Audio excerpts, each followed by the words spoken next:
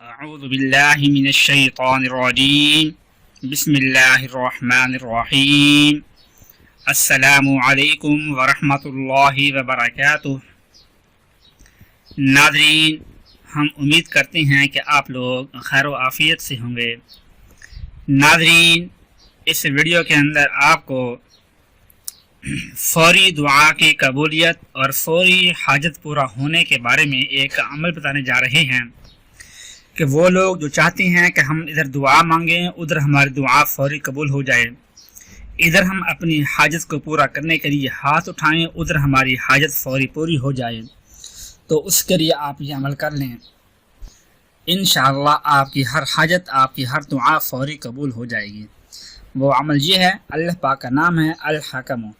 اس کو پڑھنا ہے آپ نے یا حکمو یا حکمو یا حکمو، کہ اس کے پڑھنے کا طریقہ یہ ہے، اس کا وقت بھی خاص ہے اور اس کے پڑھنے کی مقدار بھی خاص ہے کہ رات کے آخری حصے میں پڑھنا ہے آپ نے۔ اس کو رات کا آخری حصہ ہوتا ہے جو سحری کا وقت ہوتا ہے، رمضان شریف میں جس وقت ہم سحری کرتے ہیں وہ رات کا آخری حصہ ہوتا ہے، اذان ہونے سے پہلے اس وقت آپ نے یہ عمل کرنا ہے کہ کوشش کریں کہ اذان سے 20 منٹ پہلے بھی آپ اٹھ جائیں تو کافی ہے۔